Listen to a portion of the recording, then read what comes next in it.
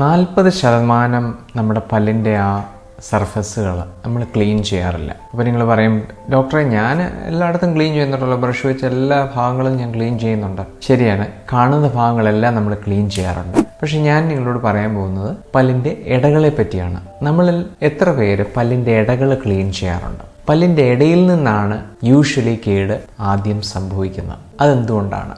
നമ്മൾ കുടിക്കുന്ന ചായ അല്ലെങ്കിൽ കാപ്പിക്കകത്തിടുന്ന പഞ്ചസാര ഒരു പെയിൻറ്റ് പോലെ നമ്മുടെ ഇടകളിൽ ഇങ്ങനെ കോട്ട് ചെയ്യും. അത് നമുക്ക് ക്ലീൻ ചെയ്യാനായിട്ട് വളരെ ബുദ്ധിമുട്ടാണ്.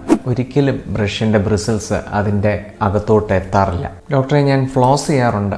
എപ്പോഴാണ് നമ്മൾ ഫ്ലോസ് ചെയ്യേണ്ടത്? എപ്പോഴാണ് നമ്മൾ പെരിയോസ്റ്റിക്സ്, ടൂത്ത് പിക്സ് അല്ല, പെരിയോസ്റ്റിക്സ് നമ്മൾ എപ്പോഴാണ് ഉപയോഗിക്കുന്നത്? ഇതാണ് ഞാൻ ഈ വീഡിയോയിലൂടെ നിങ്ങളോട് ഷെയർ ചെയ്യാനായിട്ട് ആഗ്രഹിക്കുന്നത്. അപ്പോൾ ഫ്ലോസ് നമ്മൾ ഉപയോഗിക്കുന്നത് എപ്പോഴാണ്?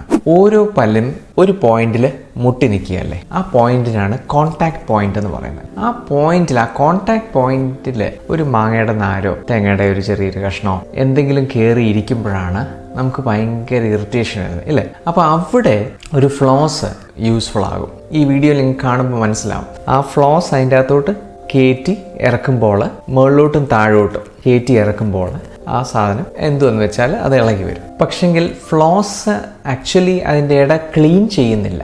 എന്തെങ്കിലും കയറിയിരിക്കുന്നെങ്കിൽ അത് എടുത്തു കളയാനായിട്ട് ഫ്ലോസ് ഉപയോഗപ്പെടും. പക്ഷെങ്കിൽ അത് ശരിക്കും അതിൻ്റെ ഇട ക്ലീൻ ചെയ്യണമെങ്കിൽ അവിടെ നിങ്ങൾക്ക് ആവശ്യം ഒരു പെരിയോ സ്റ്റിക്കാണ്. പെരിയോ സ്റ്റിക്ക് എന്ന് പറയുന്നത് ആ പല്ലിൻ്റെ ഇടയിൽ, ഓരോ പല്ലിൻ്റെ ഇടയിലും ഒരു ട്രയാങ്കുലർ ചെറിയൊരു ഗ്യാപ്പുണ്ട്. ആ ഗ്യാപ്പിൻ്റെ ഇടയിൽ കൂടെ ഈ തിന്നായിട്ടുള്ള ഈ പെരിയോ സ്റ്റിക്ക് കയറി ഇറങ്ങി ക്ലീൻ ചെയ്യും. ഈ പെരിയോ സ്റ്റിക്ക് ഒരു വുഡൻ സർഫസ് ആണ്. ആ വുഡൻ സർഫസിൽ പ്ലാക്ക് എന്ന് പറഞ്ഞ ഈ പശ പോലെ സാധനം, അതിൻ്റെ അകത്ത് മധുരം, പഞ്ചസാര അല്ലെങ്കിൽ ഷുഗർ കോട്ടഡ് ആയിട്ടുള്ള ഒരു സാധനം ആയതുകൊണ്ട് അങ്ങനെയാണ് അത് കേടുവരുന്നത്. അപ്പോൾ ആ സാധനമാണ് നമ്മൾ ഈ പെരിയോസ്റ്റിക് വെച്ചിട്ട് ക്ലീൻ ചെയ്ത് മാറ്റുന്നത്. അപ്പോൾ ഈ പെരിയോസ്റ്റിക്സ് നമുക്ക് ദിവസം ഒരു നേരം മാത്രം നമ്മൾ ഓരോ ഗ്യാപ്പിൻ്റെ ഇടയിലും നമ്മൾ നിർബന്ധമായിട്ടും പെരിയോസ്റ്റിക്സ് വഴി ക്ലീൻ ചെയ്യുവാണെങ്കിൽ ഇടയിൽ നിന്ന് കേടുവരുന്നത് വളരെ കുറയും.